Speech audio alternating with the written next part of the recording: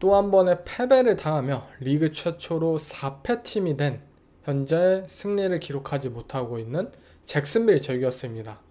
제규어스라는 팀이 이번 주 경기를 통해서 또 한 번 얼마나 형편없는지를 다시 한번 확인할 수 있었는데요. 이들은 이 경기 반드시 이겨야 했고 반드시 이길 수 있었던 경기였어요. 그렇지만 본인들의 능력이 부족했던 것이죠. 결국 4쿼터에 스트라우드에게 공을 건네주면서 역전의 그런 기회를 건네주었고 그 결과 진짜 역전을 두드려 맞으면서 경기에 패했습니다. 이 경기는 잭슨빌 제규어스의 4쿼터 3분 51초 마지막 드라이브 상황으로 한 드라이브로 요약이 되지 않나 싶어요. 4쿼터 3분 51초 만약 잭슨빌 제규어스가 퍼스트 다운을 갱신했더라면 이 경기는 잭슨빌 제규어스의 승리로 끝이 났을 것입니다.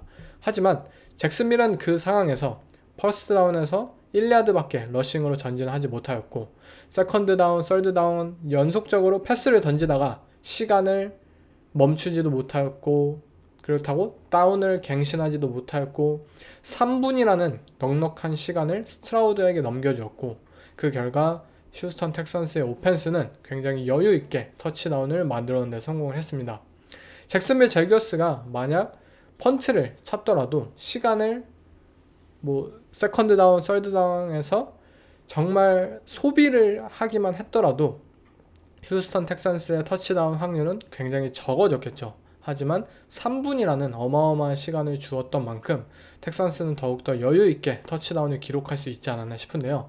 아마 이러한 부분들이 잭슨빌 제규어스의 감독, 덕 피더슨 감독에 대한 비판이 지금은 불거져 나올 수밖에 없을 것 같습니다. 이 덕 피더슨 감독은 사실 필라델피아 이글스 시절에도 이 타임 매니지먼트라는 측면에 있어서 굉장히 부족하다라는 평가를 많이 받아왔었죠. 그리고 잭슨빌 제규어스에서도 그가 이끄는 이 팀은 전혀 매니지먼트라는 측면에 있어서 형편없고 이 팀이 시츄에이셔널 풋볼을 펼치는 데 있어서 아무런 능력이 없음을 우리는 다시 한번 깨달을 수 있었어요. 잭슨빌 제규어스는 이날 평균 러싱 야드가 6.6이었어요. 시도당 평균 러싱 야드가 6.6. 그렇지만 이들의 4쿼터 마지막 드라이브에서 이들은 1야드밖에 전진하지 못했습니다. 우리가 1주차 디트로이트 라이온스라는 팀이 연장전에 걸쳐서 그 승리를 거둘 수 있었던 원동력은 본인들이 런더볼을 펼칠 수 있을 때 필요한 상황에서 자신있게 그것을 꺼내들고 그것을 실행할 수 있다는 그 힘을 통해서 디트로이트 라이온스가 강팀임을 느꼈고 그들이 실제로 승리를 거두었잖아요. 잭슨빌 제규어스는 오케이 3쿼터까지 런더볼 성공하고 런닝백도 좋은 모습 보였어요. 하지만 본인들이 진정 필요할 때 이들은 러싱 게임을 전진할 수 없었다는 점, 이들이 진정한 이 시츄에이셔널 풋볼을 펼쳐야 할 때 그들은 결코 강하지 못하다는 것을 이번 이 드라이브를 통해서 다시 한번 느낄 수 있었고요. 물론 저는 이 트레버 로렌스라는 쿼터백을 지키려는 것이 아니에요. 트레버 로렌스는 지금 리그 최악의 쿼터백 중에 한 명이고 이 쿼터백의 퍼포먼스를 보고 있으면 진짜 말이 안 나올 정도로 형편이 없습니다. 그렇지만 근본적인 원인은 저는 덕 피더슨 감독에게 있다고 생각이 들어요. 여러분들도 하이라이트라도 다시 한번 이 경기를 보셨으면 좋겠어요. 트레버 로렌스라는 쿼터백의 패스 정확성이 안 좋고 이 컴플리션 퍼센티지가 현재 50%도 안 되는 굉장히 안 좋은 상황 속에서 덕 피더슨 감독의 모든 플레이 디자인은 항상 사이드라인 쪽, 항상 아웃사이드 쪽으로의 패스를 던지게 만들고 트레버 로렌스 입장에서 굉장히 쉬운 패스를 던지지 못하게 현재 주문을 하고 있어요. 왜? 인사이드로 슬랜트도 던지고 정말 체크다운 패스도 이렇게 던지고 트레버 로렌스 스스로 이 높은 컴플리션 퍼센티지를 바탕으로 본인이 리듬을 가지고 패스를 던질 수 있도록 도와줘야 하는 상황에서 계속 아웃사이드로 30야드, 20야드짜리 패스 던지게 하고 그리고 퍼스트다운 상황에서 무조건 이 퍼스트다운 갱신을 위한 10야드 이상짜리의 패스만 던지게 만드는데 어떠한 쿼터백도 이러한 오펜스에서는 본인의 그런 리듬과 템포를 살릴 수 없고 당연히 높은 패스의 정확성을 보일 수 없는 게 사실이에요. 그만큼 덕 피더슨 감독이 제 생각에는 현재 이 너무나도 심각한 잭슨빌 제규어스의 상황에 있어서 가장 큰 주범이지 않을까 싶고요. 만약 플레이 디자인이라는 측면에 있어서 본인의 팀에 어울리지 않는, 본인의 쿼터백이 편안하지 않는 그런 모습을 펼치는데 또한 다른 요소인 뭐 감독의 다른 요소인 게임 매니지먼트라든지 이러한 부분에서도 부족한다면 그 감독은 도대체 잘하는 것이 뭐냐, 장점이 도대체 무엇이냐라고 생각할 수 있을 것 같아요. 결국 잭슨빌 제거스의 입장에서 정말 모든 걸 해도 이렇게 다 안 되는 상황이잖아요.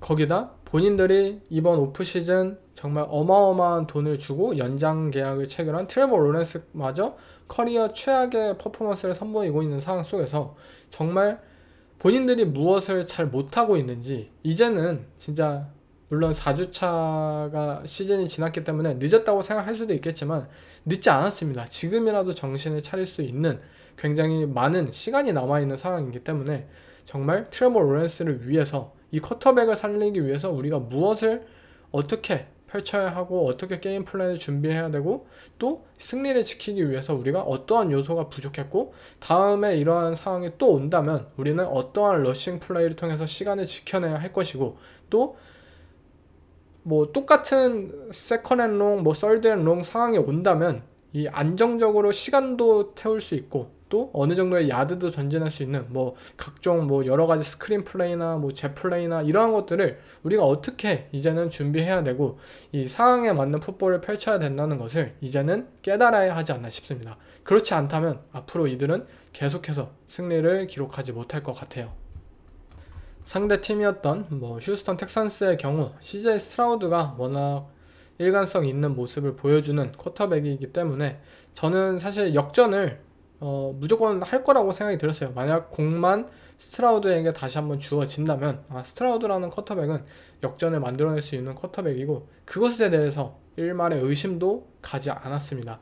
실제로 휴스턴 텍산스 뭐 CJ 스트라우드 저번 주 그 미네소타 바이킹스와의 경기에서 패배를 당하면서 어느 정도 의기소침할 수 있었던 그런 상황이었지만 어쨌든 잘 바운스백 했다고 생각이 들어요. 금방 본인들의 그러한 트랙을 다시 한번 달릴 수 있는 이 경기의 승리를 통해서 그런 모습들을 만들어냈고, 저는 이 텍산스라는 팀, 이 스트라우드가 있는 한 이들의 일관성 있는 모습을 지속적으로 이렇게 보여줄 수 있다고 생각이 듭니다.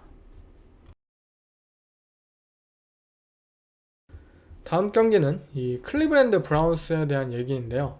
브라운스가 이번 주 이 라스베가스 레이더스에게 경기에 진 것은 진짜 너무나도 안타까웠습니다. 바로 이 팬분들이 너무 안타까웠는데요. 진짜 팬을 탈퇴해야 한다고 느꼈을 정도로 이 팀은 구제불능이다 라는 것을 이번 주 또 한번 느끼지 않았는데, 정말 뭐 펀트 뭐 계속 펀트가 이어지기도 하고 그리고 빅플레이를 만들어냈는데 페널티 때문에 다시 되돌아가는 상황이 연속적으로 벌어졌고, 뭐 드션 왓슨이 좋은 모습 보였네, 근데 페널티로 무효됐네, 약간 그리고 나머지 안 좋은 모습 보일 때는 그냥 페널티도 없네, 이런 상황이 계속해서 지속이 되었고, 전체적으로 이 드션 왓슨이라는 쿼터백이 이끄는 현재 클리브랜드 브라운스는 무언가 팀 단합이 전혀 되어 있지 않는 모습이에요. 필드 위에서 뭐 드션 왓슨이 뭐 페널티를 당하자 뭐 본인의 동료인 라인맨을 좀 질책하는 모습도 나왔고, 뭐 본인이 좀 심하게 했던지 이 사이드라인에서 기분을 풀어주는 모습도 나왔고, 좀 여러 가지 이러한 바디랭귀지들을 통해서 브라운스라는 팀이 특히 오펜스 쪽에 있어서 이 선수들 간의 그러한 신뢰와 그러한 뭐 동료애가 잘 느껴지지 않았던 경기였다라고 생각이 드는데요. 아마 이러한 부분은 현재 인디애나 콜츠에서 이번 주 승리 쿼터백이 된 이 조 플라코와 굉장히 비교가 되지 않았나 싶어요. 작년 시즌 이 클리브랜드 브라운스가 어쨌든 이 플레이오프에도 진출하고 이 시즌 후반에 좋은 모습을 보일 수 있었던 가장 큰 원동력은 조 플라코라는 베테랑 쿼터백이 이 시즌 아웃된 드션 왓슨 대신 시즌을 잘 이끌어 주었기 때문이었어요.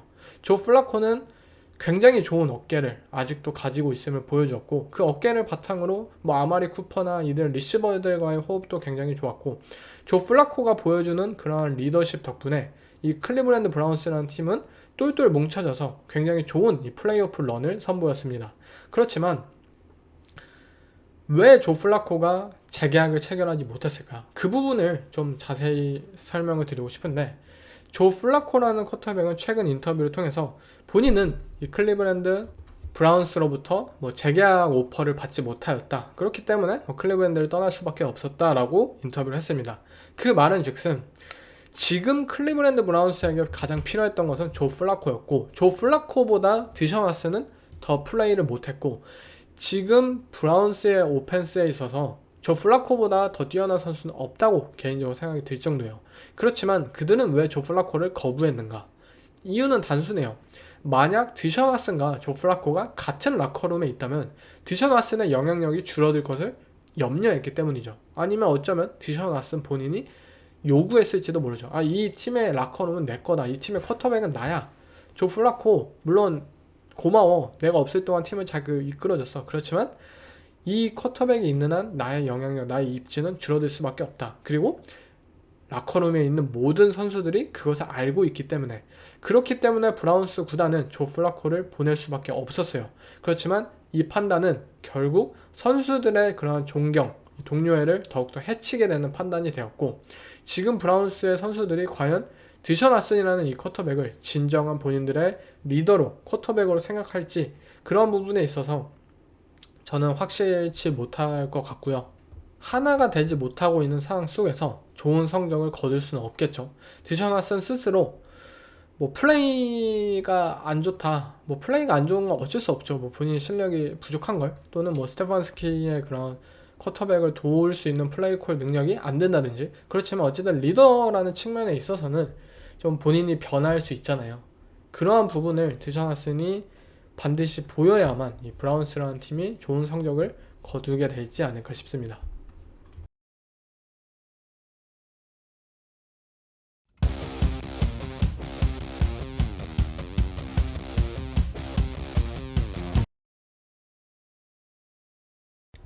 다음은 이번 주 첫 패배를 당한 피츠버그 스틸러스와 앤서니 리차드슨이 빠졌음에도 불구하고 승리를 거두었던 인디애나 콜츠와의 대결입니다.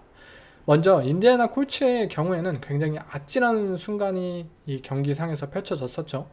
앤서니 리차드슨이 부상을 당하고 이제 사이드라인으로 나갔다가 본인은 건강하다, 뛸 수 있다 라고 이제 컨펌을 받고 다시 한번 이제 경기에 나오게 되는데, 그 상황에서 슈타이켄 감독이 이 오펜스 플레이 콜을 이 쿼터백 러싱 플레이를 콜을 했어요. 그 결과 이 앤서니 리차드슨이 뛰다가 중간에 뭔가 부상을 다시 한번 느끼고 주저앉게 되고, 그리고 상대 디펜스가 또 다른 힛을 가하게 되면서 앤서니 리차드슨의 그런 부상이 굉장히 심각할 수 있었던 상황까지 연결이 되었는데요. 최근 들리는 뉴스로는 부상이 심각하진 않다, 마이너하다라는 뉴스가 들렸기 때문에 어느 정도 안심을 할 수 있을 것 같은데요. 이렇게 감독들과 개인 이런 트레이너들 간에 이러한 의견 차이는 분명히 있는 것 같아요. 선수들은 원하고, 또 트레이너들은 이 선수가 충분히 뛸 수 있다, 고고 라고 외칠 수는 있겠지만, 감독 스스로 그것을 판단을 해야 돼요. 이 선수가 당연히 의지가 강하고 실제로 경기를 뛸 수 있는 몸은 되겠지만, 실제 그것을 높은 레벨로 플레이하기에는 이 부상의 강도가 과연 심한 것인지 아닌 것인지 그것을 적절하게 판단을 했어야 되는데, 이 슈타이켄 감독이 분명 이 경기에서 그런 부분이 부족했고, 어쩌면 굉장히 본인들의 이 애지중지 아끼고 있는 이 앤서니 리차드슨이라는 쿼터백을 좀 위험하게 만들어낼 수 있는 그러한 상황이 벌어졌었죠. 앤서니 리차드슨의 경우에는 이 콜츠의 이번 경기 첫 플레이를 보시면 아시겠지만 30야드짜리 뒷볼을 이 첫 플레이에 만들어낼 수 있을 정도로 굉장히 이 파괴력, 폭발적인 능력을 가진과 동시에, 또 두 번째 플레이에서는 바로 이 패스가 실패하는, 그것도 어처구니 없이 거의 와이드 오픈 찬스였는데 패스가 정확히 빗나가는 이러한 불확실한 모습을 이번 시즌 계속해서 보여주는 것 같고요. 이 선수가 좀 건강하고 안정적으로 성장할 때까지는 어쨌든 잘 지켜주고 또 기다려주는 것이 현재까지는 가장 이 콜츠 팬분들이나 콜츠 구단 입장에서 바람직한 방향이라고 생각이 듭니다. 상대팀이었던 피츠버그 스틸러스의 경우에는 본인들의 그러한 승리 공식이 드디어 깨졌다고 생각이 들었어요. 저스틴 필즈는 그동안 이 볼 시큐어리티라는 측면에 있어서 굉장히 잘 해주었지만, 이번 경기에서 이 펌블을 당하면서 그냥 색을 당했으면 됐을 텐데, 그걸 또 괜히 이렇게 어떻게든 해보려다가 펌블로 그게 이어졌고, 그리고 그 공을 바탕으로 인디애나 콜츠가 이제 승기를 잡을 수 있는 그러한 아쉬운 결과로 이어졌었고, 또 마지막 장면에서도 저스틴 필즈와 이 센터의 스냅 상황에서의 그런 호흡이 또 한번 맞지 않아서 그 스냅이 펌블로 이어졌고, 물론 리커버리는 했지만 이 저스틴 필즈와 피츠버그 스틸러스가 이 컴백 드라이브를 이끌 수 있는 그런 마지막 오펜스 찬스였는데 그 펌블 때문에 굉장히 뒤에서 뭐 세컨드 앤 롱 상황이 펼쳐졌고, 그 결과 이들은 역전을 하지 못했어요.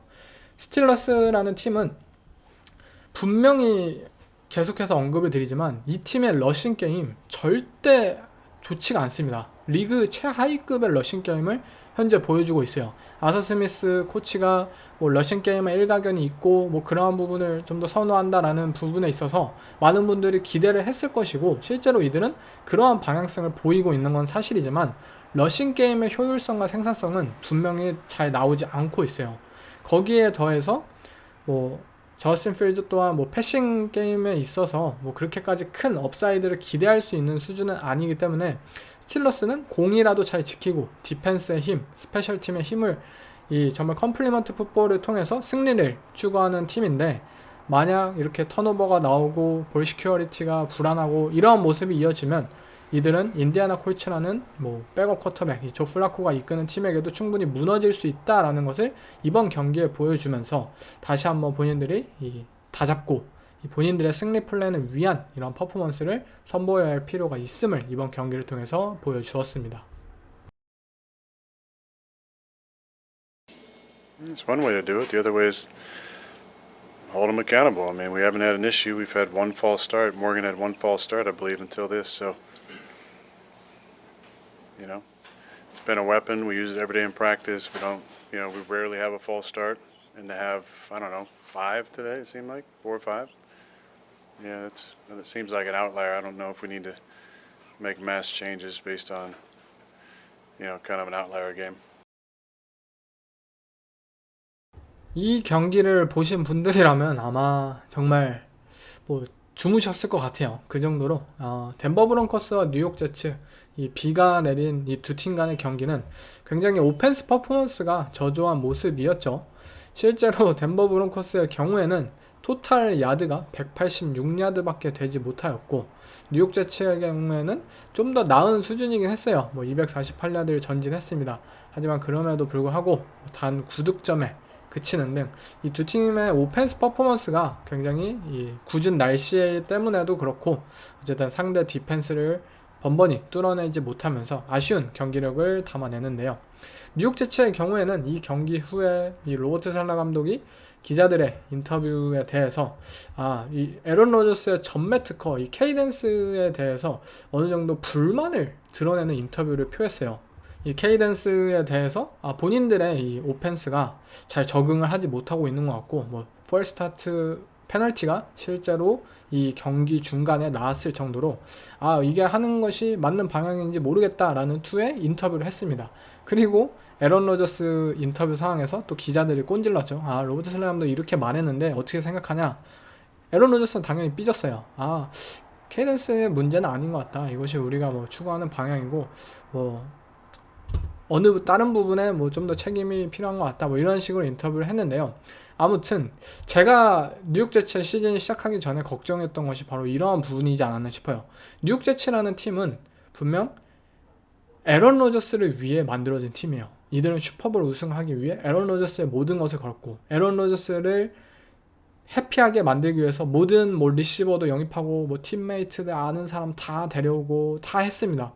하지만 그럼에도 불구하고 이들이 만약 성적이 나오지 못한다면 당연히 애런 로저스를 탓할 수밖에 없고, 그리고 그 배를 선장이 되어야 할 애런 로저스는 본인 특유의 그러한 어느 정도 좀 책임감을 회피하는 듯한 그런 리더십을, 좀 실망스러운 리더십을 보이는 선수로서 이 팀이 절대 한 방향으로 같이 가지 못할 것이라고 예상했던 게 제 시즌 전의 예측이기도 한데요. 어쨌든 이러한 인터뷰들을 통해서 애런 로저스라는 쿼터백과 그리고 로버트 살레라는 감독이 한 방향으로 절대 가고 있지 못하는 것을 우리는 어렴풋이 좀 눈치를 챌 수 있지 않을까 싶고요. 뉴욕 제츠라는 팀은 현재 오펜스든 디펜스든 굉장한 탤런트를 가지고 있어요. 이 팀은 반드시 좋은 성적을 내야 하고 또 좋은 성적을 낼 수 있는 팀입니다. 하지만 이렇게 리더십이 굉장히 떨어지고 또 어쨌든 감독이 되었든 쿼터백이 되었든 서로를 응원하고 지지해주고 같이 가야 하는 상황 속에서 이들이 이렇게 좀 거리감이 느껴지고 따로 가는 모습을 보면서 이들의 라커룸은 그렇다면 더욱더 심각하지 않을까. 두 감독과 쿼터백이 반드시 뭐 좋은 모습을 시너지를 낼 수 있도록 좀 뭐 사이가 좋아야겠죠. 당연히 그런 부분은 기본적인 건데 아무튼 이번 인터뷰를 통해서 그리고 이번 패배를 통해서 이 뉴욕 제츠의 이 라커룸이 좀 더 분열되지 않았나 그렇게 살펴볼 수 있었습니다. 덴버 브론코스의 보닉스의 경우에는 25번의 패스를 던졌지만 12번 성공을 하였고 총 패싱 야드는 60야드, 이 평균 패싱 야드가 2.4야드라는 굉장히 충격적인 이 퍼포먼스를 선보였는데요. 일단 보닉스라는 쿼터백은 굉장히 쉬운 이 환경 속에서 플레이를 했던 그런 선수답게 비가 오고 궂은 날씨에 거기다 뉴욕 제츠의 디펜스 만만치 않고 이런 상황 속에서 본인만의 플레이를 펼칠 수 없었던 것 같아요. 그렇지만 보닉스 또한 이것이 경험이죠. 이렇게 비 오는 상황에서도 뭐 강팀 디펜스를 상대로도 어쨌든 이렇게 랩을 계속 받으면서 본인이 또 다른 이 기회를 통해서 맞닥뜨렸을 때 그때는 좀 더 준비될 수 있도록 이 선수가 성장하는 단계라고 저는 생각이 들고요. 어쨌든 이 경기 자체는 뭐 한 끗 차이였죠. 만약에 필드골이 실패했다면 뉴욕 제츠의 승리였을 만큼 두 팀의 디펜스가 큰 역할을 했고요. 또 덴버 브론코스의 경우에는 이 벤스 조셉 코치가 이끄는 덴버 브론코스의 디펜스 굉장히 많은 블리츠를 사용하면서 너무나도 어쨌든 적은 탤런트들을 통해서 이 만들어내는 결과물이 대단한 것 같습니다. 벤스 조셉 코치가 또 다른 이 감독 출신으로 망했지만 이 코칭 특히 디펜시브 코디네이터로서 굉장히 뛰어난 그러한 계보를 이 벤스 조셉 코치가 다시 한번 잇지 않을까 기대를 하고 있습니다. 이번 주 최고로 놀랐던 경기 결과이지 않을까 싶은데요. 바로 워싱턴 커맨더스와 애리조나 카디널스, 이 듀얼 스랙 쿼터백이라고 불리는 제이든 다니엘스 루키 쿼터백과 베테랑 카일러 머레이 이 두 쿼터백의 쇼가 루키 쿼터백인 제이든 다니엘스의 압승으로 경기가 끝나면서 여러분들을 굉장히 놀라게 만들지 않았나 싶은데요. 저 또한 굉장히 많이 놀랐습니다. 이 두 팀 간의 쿼터백의 격차가 느껴졌을 정도로 이 제이든 다니엘스가 압도적인 퍼포먼스를 선보였고 워싱턴 커맨더스가 현재 3승 1패로 이 AFC 이스트 디비전의 이 선두가 되면서 이 워싱턴 커맨더스의 제이든 다니엘스 픽 이것이 뭐 향후 프랜차이즈의 운명을 바꿀 수 있는 픽으로 현재 아직까지는 보여진다는 것이 굉장히 기대가 됩니다. 먼저 애리조나의 패인에 대해서 설명을 드리자면 애리조나 카디널스의 디펜스도 이 제이든 다니엘스를 상대로 분명히 게임 플랜 준비를 해왔어요. 그런데 그 플랜이 문제는 완벽하게 실패했다는 거죠. 무슨 준비를 했냐면 애리조나 카디널스의 디펜스는 굉장히 단순했어요. 우리는 존 커버리지를 펼칠 거야. 제이든 다니엘스 너 루키 쿼터백 너 달릴 수 있고 듀얼 스렛 다 좋아. 너 잘하는 거 알아. 하지만 촘촘한 존 커버리지를 너가 과연 뚫을 수 있을까? 이런 패싱 게임으로 경기를 이끌어 갔을 때 우리는 널 잡아낼 거야 라는 의도로 게임 플랜을 준비해왔고 실제로 굉장히 많은 존 커버리지를 펼치면서 이들은 이 라인상에 3명의 디펜시브 라인맨만 올렸어요. 오드 프런트를 펼치면서 제로 테크닉 그리고 3 테크닉 펼치면서 이들은 3명의 디펜시브 라인을 통해서 패스러시 그리고 런 디펜스 모든 것을 시도하였고 그 결과 이 워싱턴 커맨더스와 제이든 다니엘스 입장에서는 단 3명만으로 우리를 막는다고? 오케이. 근데 문제는 애리조나 카디널스의 이 3명의 디펜시브 라인맨의 탤런트가 그렇게까지 좋지가 않았다는 거죠. 만약에 3명의 D라인이 뭐 에런 도날드도 있고 뭐 굉장히 뛰어난 뭐 크리스찬 윌킨스도 있고 뭐 이런 선수들이 좋은 탤런트였다면 3명만 보내고 존 커버리지 펼치고 뭐 한 명 쿼터백 스파이에서 제이든 다니엘스 묶고 당연히 좋은 전략이죠. 근데 애리조나 카디너스는 이 D라인의 탤런트가 부족한 팀이잖아요. 원래도 유명하잖아요. 그런데 그 3명만으로 이 라인에 압박하기를 원했는데 그것이 워싱턴의 O라인을 제대로 압박해내지도 못하고 제이든 다니엘스는 굉장히 안정적으로 오랫동안 포켓 안에 머물면서 본인이 원하는 패싱 게임을 펼칠 수가 있었다는 거예요. 또한 제이든 다니엘스라는 쿼터백이 대단했던 것은 절대 무리한 판단을 하지 않았다는 점이에요. 아까도 설명드렸듯이 애리조나 카디너스는 존 커버리를 통해서 뭐 2하이가 되었든 1하이 뭐 커버 3가 되었든 어쨌든 언더니스에 뭐 4명의 5명의 커버리지 드라퍼들을 꾸준히 배치하면서 촘촘하게 할 거야. 하지만 제이든 다니엘스 오케이 그러면 너네가 공략할 수 없는 커버할 수 없는 뭐 아웃사이드의 리시버의 뭐 아웃라우트 뭐 4야드짜리 5야드짜리 그냥 간단하게 던질 거고 그냥 뭐 런닝백 뭐 체크다운 패스 뭐 4야드짜리 던지면 뭐 런닝백이 약 플레이를 통해서 뭐 7야드로 전진하고 아니면 오케이 너네 3명으로 컨트롤 못하잖아 라인 그러면 내가 그냥 스크램블 해도 돼 스크램블로 뭐 11야드 뭐 7야드 계속해서 짧게 드라이브를 전진해 나가요. 그 결과 애리조나 카디너스는 분명 이러한 패싱 게임에 있어서의 뭐 빅플레이 뭐 테리 맥러린을 활용한 뭐 40야드 터치다운 이러한 것들을 막아낼 수는 있었겠지만 결과적으로 이 제이든 다니엘스가 원하는 이 짧게 드라이브를 지속시키고 이 다운을 갱신해내면서 서서히 경기를 지배해 나가고 그러한 부분에 있어서 디펜스를 지치게 만들고 이러한 부분에 있어서는 애리조나 카디너스의 디펜스 플랜이 완벽하게 실패를 하였고 그 결과 제이든 다니엘스는 정말 무리하지 않고 패스를 던지면서 30번의 패스를 던졌지만 26번의 성공률을 기록하는 등 굉장히 좋은 패싱 게임을 선보였습니다. 이 쿼터백은 진짜 매주 단계적으로 성장을 하는 것 같아요. 프리시즌에 제이든 다니엘스, 뭐 1주 차에 제이든 다니엘스, 오케이, 잘 달립니다. 그리고 뭐 숏패스도 잘 던져요. 그렇지만 이 플레이의 한계가 분명히 느껴지는 선수였어요. 그렇기 때문에 레드존에서 고전을 했고, 그렇기 때문에 필드골밖에 차지 못하는 팀이었어요. 그런데 지금은 제이든 다니엘스 뭐 2주차에 뭐 딥볼도 잘 던져, 뭐 테리 맥러린을 활용한 뭐 딥볼 터치다운 뭐 3주차에 만들어내면서 이 선수가 이제는 딥볼도 잘 던지네 자신감이 분명히 차있다. 4주차에 이제는 필드의 모든 곳에 패스를 정확하게 던지기 시작을 했습니다.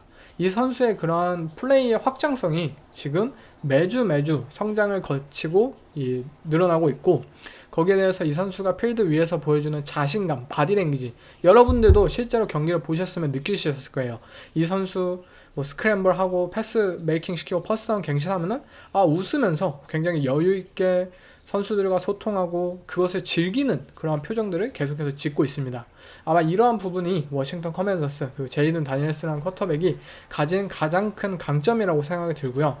이렇게 천천히 이 상대팀을 분석해내고 본인만이 펼칠 수 있는 본인이 원하는 그런 타입의 플레이를 연속적으로 이어간다면 이 워싱턴 커맨더스의 오펜스 정말 42득점 현재 어마어마한 이 득점력을 보이고 있는데 그것이 진짜 플루크가 아닌 계속 지속될 수 있다는 그러한 기대를 가지게 만들지 않았나 싶습니다. 이와 반면에 이 워싱턴 커맨더스의 디펜스 게임 플랜의 경우에는 카일러 머레이라는 쿼터백을 두고 워싱턴 커맨더스도 분명 하나의 디펜스 플랜을 가져왔어요. 그것은 굉장히 단순한데 백사이드 엣지 러셔의 경우 무조건 카일러 머레이를 태클해라였어요.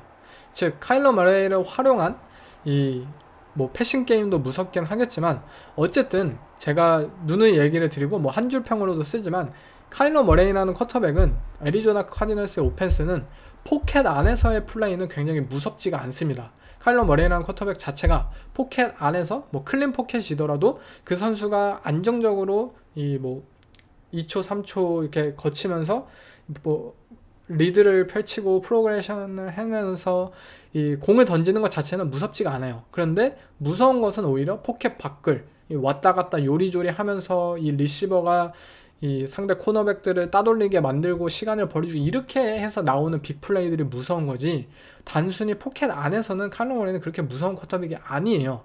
워싱턴 커맨더스는 그 결과 오케이 우리는 뭐 한 명의 이 패스러셔를 손해보더라도 상관없다. 한 명 무조건 카일러 머레이 너만 마크하고 나머지는 그냥 뭐 상대 이 애리조나 카디너스가 펼칠 수 있는 다양한 그러한 트릭 플레이 또는 뭐 런닝백이나 뭐 이들의 오펜시브 라인맨의 뭐 풀링 플레이들을 활용해서 뭐 여러 가지 이 쿼터백 리드 플레이 이러한 것들을 방어하기 위해서 엣지 러셔는 무조건 카일러 머레이를 쫓고 나머지는 런닝백을 쫓아라 라는 디펜스 게임 플랜을 가져왔고요.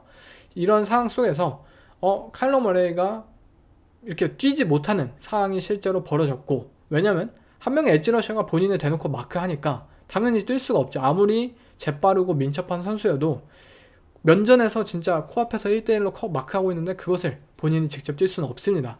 그런 상황 속에서 이 런닝백에게 공을 주었는데, 물론 이 구조적인 그런 수의 덕분에 제임스 커너와 뭐 트레이 벤슨 이들의 런닝백들이 평균 러싱 야드가 거의 6야드에 해당할 정도로 좋은 기록을 한 것은 맞습니다. 그런데 전체적인 게임이 워싱턴 커맨더스가 계속해서 터치다운 득점을 만드는 순간 속에서 애리조나 카디널스와 이 칼러 머레이는 급하게 됐어요.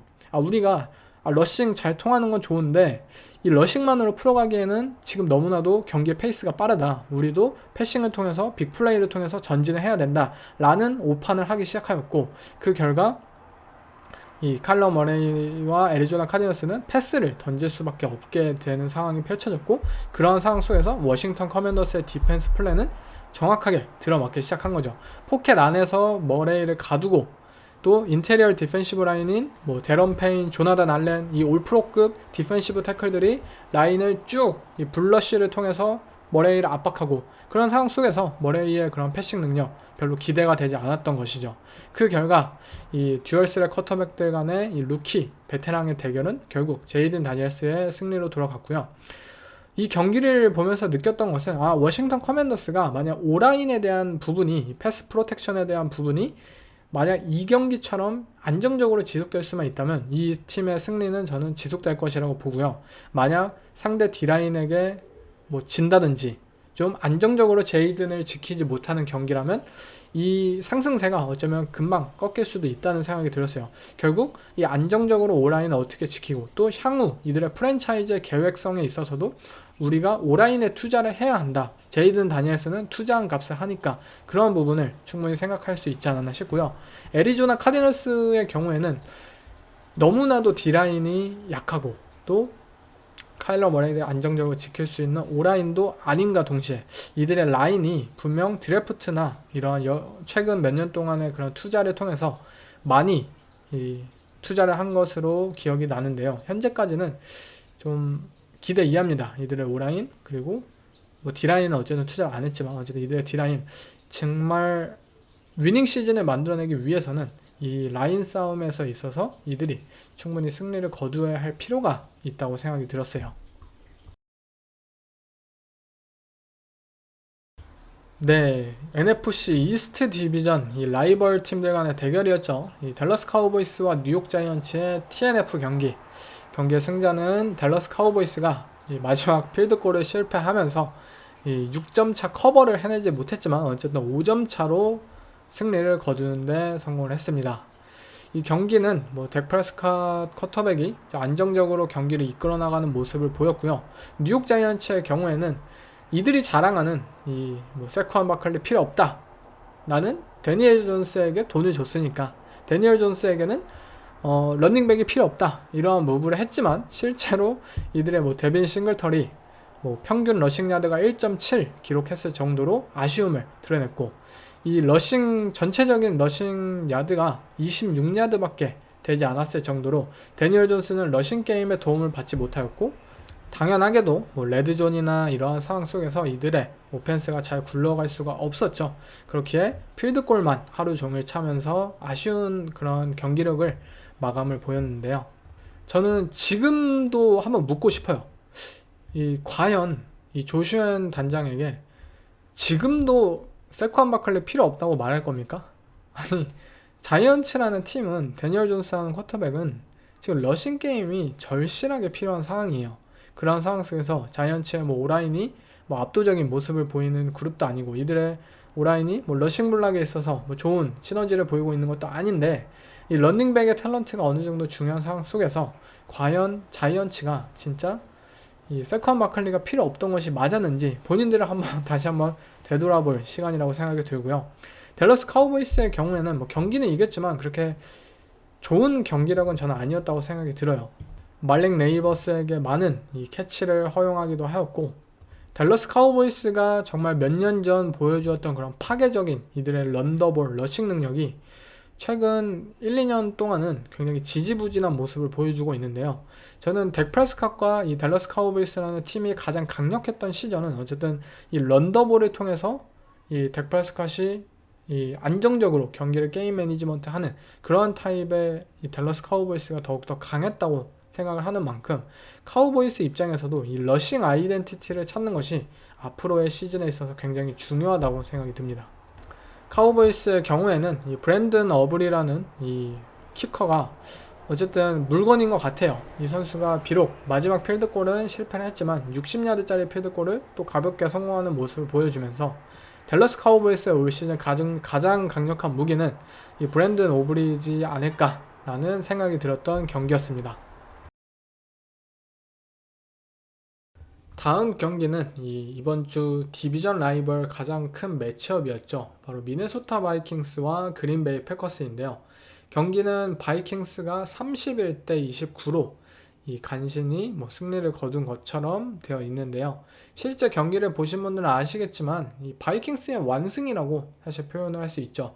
바이킹스가 전반전을 28대 7로 마감하였고, 이 경기의 대부분 후반전의 경우에는 바이킹스가 조금은 이 경기를 매니지먼트 하는 방식으로 좀 쉬엄쉬엄 하면서 이 승리를 지키기 위한 풋볼을 펼치면서 이게 이 최종 점수차는 굉장히 근소하게 끝난 것처럼 보여졌는데요.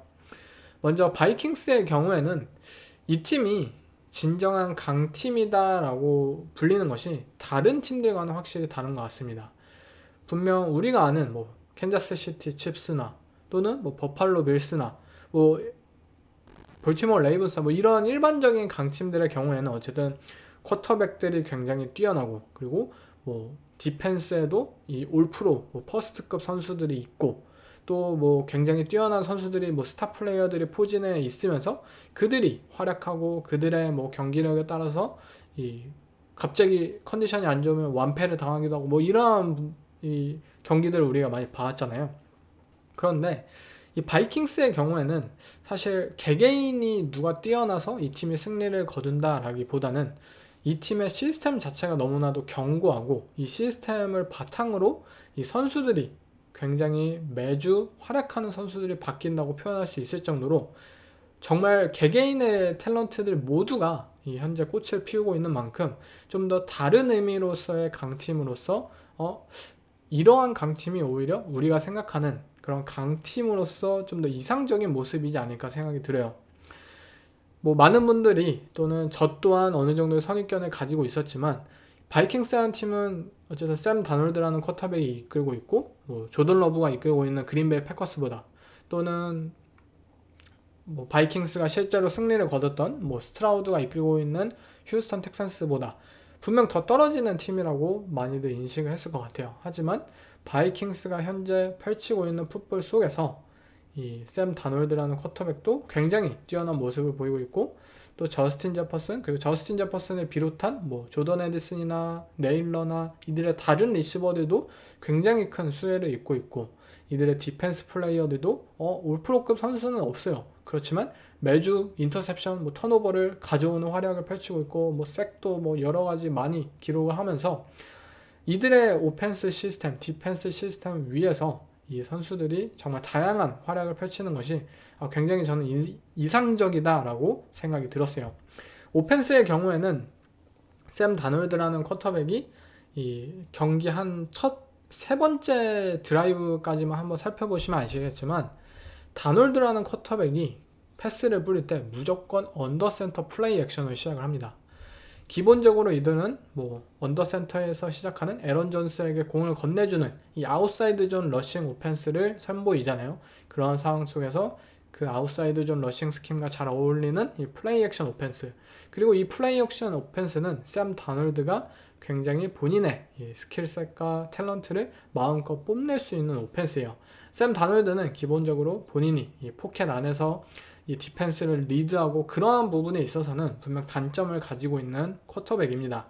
뉴욕 제츠에서 본인이 포켓 안에서 모든 것을 혼자 해결하다 보니까 안 좋은 결과가 많이 나왔고 또 뭐 변장된 디펜스나 이러한 것들을 해부하는 데 있어서 뭐 유령을 봤다라고 표현을 했을 정도로 좀 조롱도 많이 받았던 쿼터백이죠. 하지만 샌프란시스코 나이너스에서 뭐 이런 플레이 액션 타입의 오펜스를 경험해왔고 또 미네소타 바이킹스에서 그런 오펜스가 본인에게 맞는 옷이라는 것을 이 케빈 오코넬 감독은 정확히 인지를 하였고 이 샘 다놀드가 가진 이 뛰어난 어깨와 샘 다놀드 진짜 어깨가 굉장히 강한 쿼터백이에요. 강력한 어깨와 또 판단을 잘 안 해도 되는 이 리드가 간결한 플레이 액션이라는 이 오펜스 스킴을 통해서 이 매 플레이마다 진짜 저스틴 제퍼슨이 뭐 더블 커버리지를 당하면 뭐 조던 에디슨에게 뭐 조던 에디슨도 뭐 어느 정도 견제를 당하면 뭐 네일러라는 넘버 3 리시버에게 계속해서 다른 리시버들에게 한 선수가 뭐 견제를 받으면 다른 리시버에게 뭐 이렇게 여러 가지 이 리시버들에게 공을 건네주면서 본인들의 오펜스가 이 정말 매 플레이마다 좋은 활약을 펼칠 수 있도록 이 오펜스를 잘 플레이 콜을 해주고 있습니다. 디펜스의 경우에도 마찬가지예요. 이번 경기에서도 브라이언 플로렌스 감독은 코치는 매주 했던 거 똑같았어요. 오케이, 라인 선상에서 뭐 6명, 7명 계속 올려내면서 오케이, 나 블리츠 할 거야. 하지만 이 스냅이 딱 받았으면은 갑자기 이 템파2 커버리지, 존 커버리지로 갑자기 디펜스가 변모를 하고 조던 러브의 첫 번째 인터셉션 장면이 그 상황이었어요. 오케이, 블리츠 한다. 근데 갑자기 템파2 존 커버리지로 펼쳐졌고 조던 러브는 대거 컨셉의 이 디그라우트 리시버에게 공을 던졌지만 그것이 곧바로 라인베커에게 인터셉션으로 연결이 되었죠.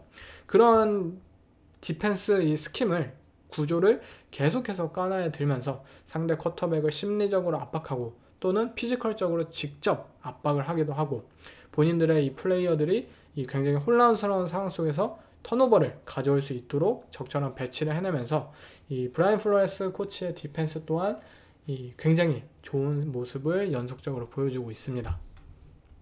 이러한 시스템이 굉장히 이상적인 이러한 팀들의 가장 큰 강점이라면 어느 한 선수가 뭐 빠지더라도 어느 한 선수가 컨디션이 좋지 않더라도 다른 선수들이 똑같이 이런 시스템 속에서 또 다른 활약을 펼쳐낼 수 있고 매주 일관성 있는 그런 생산성을 보일 수 있다는 것이 가장 큰 강점이지 않을까 싶고요.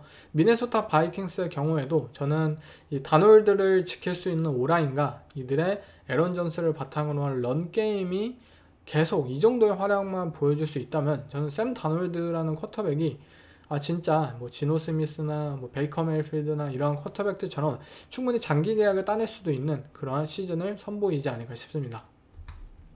그리고 저는 조던 에디슨이라는 뭐 리시버가 터치다운을 기록하고 뭐 네일러라는 넘버 3 리시버가 뭐 뒷볼을 받아내고 그런 활약은 결국 이 저스틴 제퍼슨이라는 리시버의 존재감이 굉장히 크다고 생각이 들어요.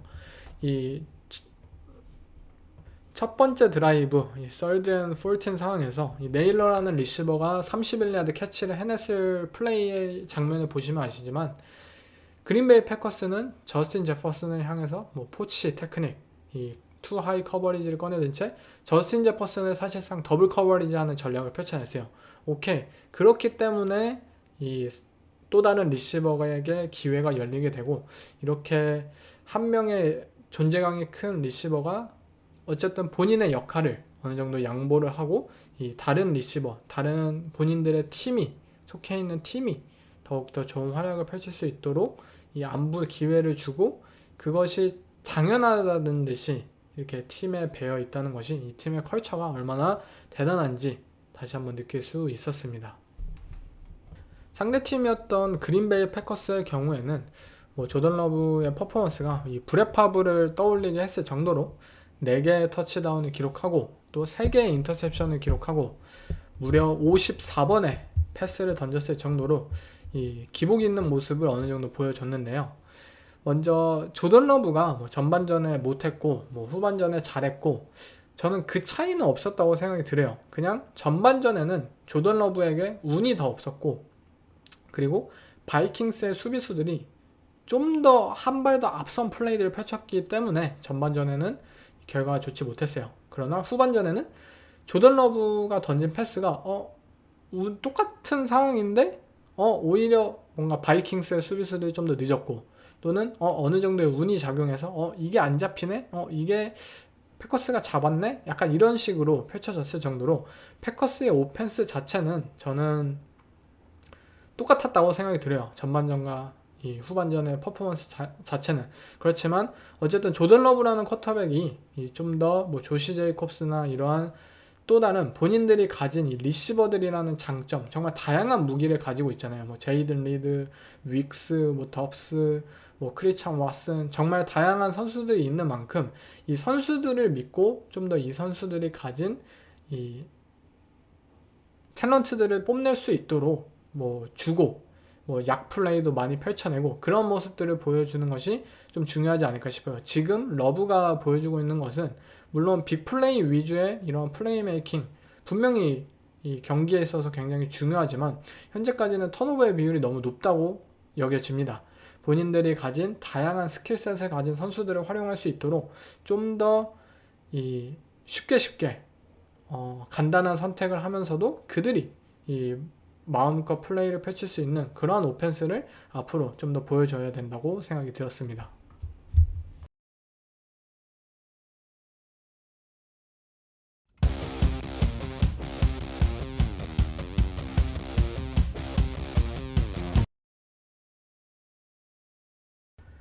다음은 30대 13으로 뉴잉글랜드 페이트리어츠를 큰 승리를 거두었던 샌프란시스코 나이너스입니다. 이 샌프란시스코 나이너스의 경우 어쨌든 현재 좋지 못한 상황 속에서 뉴잉글랜드를 잡으면서 이 승률을 5할로 맞춰냈고, 어느 정도의 뭐 디펜스 퍼포먼스나 오펜스 퍼포먼스를 통해 좀 자신감을 회복하지 않았나 싶은데요.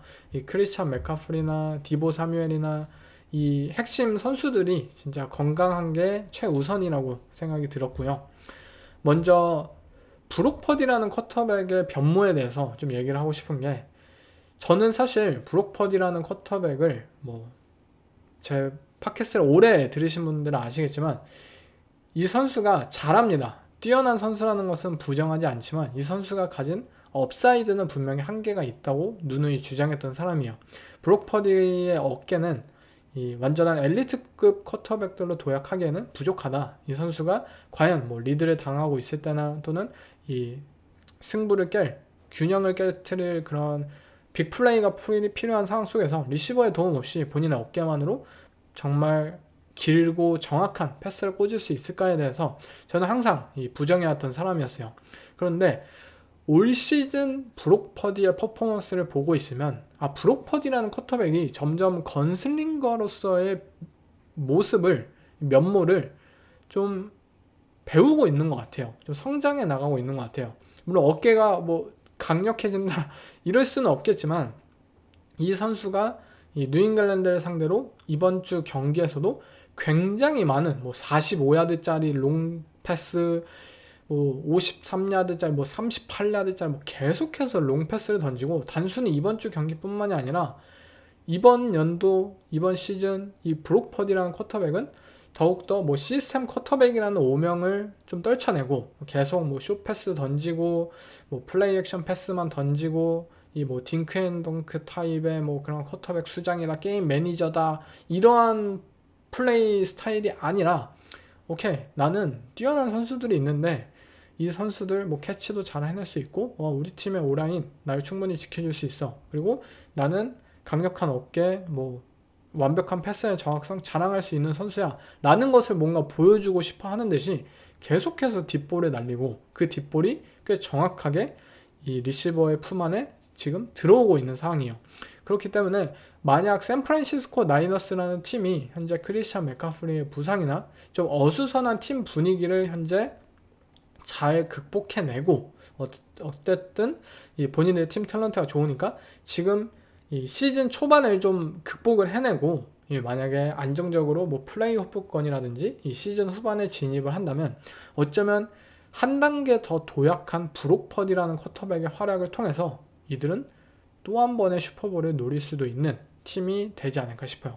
그렇지만 그 모든 것을 이 단계를 밟아가기 위해선 어쨌든 맥카프리가 없는 현재 이들이 이 좋은 성적을 유지해야만 가능할 것 같습니다. 상대였던 뉴잉글랜드의 경우에는 뭐 자코비 브리셋의 오펜스 뭐 기대할 만한 게 없었죠. 뉴잉글랜드의 러싱 게임 또한 현재 좀 지지부진한 상황이었고, 뭐 이 상황을 좀 바꿔줄 만한 플레이메이커로서의 리시버들도 없는 상황이고, 사실 뉴잉글랜드 오펜스 뭔가 기대하기가 힘든 상황이에요. 그렇기 때문에 많은 분들이 이제 드레이크 메이가 올라올 때가 아닌가 라고 뭐 생각을 할 수도 있을 것 같고, 뭐 실제로 사실 드레이크 메이를 올릴 명분이 거의 갖춰지긴 했죠. 그렇지만 이 제러드 마이어 감독이 너무 조급해 하진 않았으면 좋겠습니다. 어쨌든 구단 자체로 올 시즌 뉴잉글랜드는 쉬어가는 시즌인 거 다 알잖아요. 뭐 드레이크 메이라는 쿼터백이 아직 올라오지도 않았고, 이들은 올 시즌 뭐 슈퍼볼 우승을 노리는 팀은 아닙니다. 그렇기 때문에 단순 미디어나 이런 팬들의 그런 야유나 이런 거에 휘둘리지 않고 본인들이 원래 이 시즌 전에 계획했던 그 단계대로 뭐 잘 시즌이 풀리지 않으면 뭐 몇 주 차에 드레이크 메이를 올리자, 뭐 본인들이 계획했던 방향 그대로 좀 나아갔으면 좋겠네요. 또 다른 디비전 라이벌 매치업, 바로 캔자스 시티와 LA 차저스 간의 대결. 칩스가 17대 10으로 승리를 거두면서 4승 0패, 이 무패로서 또 다른 3핏에 한 발짝 더 가까워지지 않았나 싶은데요. 이 경기 칩스의 경우에 이 리시버인 라시 라이스가 부상을 당하면서 좀 심각한 부상이지 않느냐라는 현재 뉴스가 들리고 있습니다. 그렇기 때문에 만약 라시 라이스가 결장을 한다면 칩스에게 굉장히 큰 요소라고 생각이 들기 때문에 조금 이 많은 팬분들이 걱정을 하고 있는 것 같습니다. 먼저 경기 자체는 이 LA 차저스의 디펜스의 전략은 뭐 다른 팀들과 똑같이 그냥 투하이 커버리지 꺼내 들고 캔자스 시티 뭐 패트릭 마홈스가 던지는 뒷볼만 견제하면은 우리는 짧게 뭐 가고 뭐 그라운드 게임에 있어서는 우리 자신 있다, 이렇게 펼쳐냈습니다. 그리고 칩스는 실제로 좀 인터미디에이트 에리아에 있어서 패스를 던지는 것에 답답해했고, 물론 자비에르 월디를 통한 이 54야드짜리 터치다운 패스가 성공적으로 들어가긴 했지만 그 빅플레이를 제외하면은 굉장히 답답한 모습을 선보였죠. 결국 칩스 입장에서도 상대가 투하이 커버리지를 펼치니까 뭐 런게임 위주로 이 경기를 풀어 나간 것은 올바른 방향이었고, 카림 헌트 또한 이러한 상황 속에서 이 기대에 부응하긴 했지만 전체적으로 이들의 오펜스가 이 현재까지 올 시즌 전체적으로 좀 아쉬움을 드러내는 것은 사실인 것 같아요. 그래서 앞으로 라시라이스가 없는 칩스가 과연 어떻게 이들의 오펜스를 풀어갈까에 대해서는 먼저 런게임 위주로 풀어가겠죠. 그리고 마홈스 또한 이 상대팀이 투하이를 꺼내 들었을 때 좀 더 뭐 쇼패스나 이러한 이 경기를 조립해 나가는 방식으로, 이 매니지먼트 하는 방식으로 경기를 풀어나갈 것이 분명하고요. 이런 상황 속에서 트래비스 켈시가 좀 활약을 보여줘야 할 필요가 있는데, 그래도 시즌 초보다는 저는 현재 이 켈시의 좀 몸이 어느 정도 풀렸다고 생각이 들기 때문에 앞으로 트래비스 켈시의 활약이 좀 더 기대가 되는 상황입니다. 그리고 또다 뭐 런닝백들의 활약이나 뭐 타이트엔드들의 활약, 이들의 활약이 리시버들보다는 더욱더 필요하지 않나 싶네요. 차저스의 경우에는 이들의 오펜스 너무나도 답답한 모습을 보이면서 이 전반전에 뭐 칩스의 펌블 또는 인터셉션이라는 턴오버 상황을 제외하고서는 거의 무득점을 거두었죠. 펀트 뭐 턴오버 펀트 뭐 이렇게 드라이브가 됐을 정도로 사실 충격적인 퍼포먼스였죠.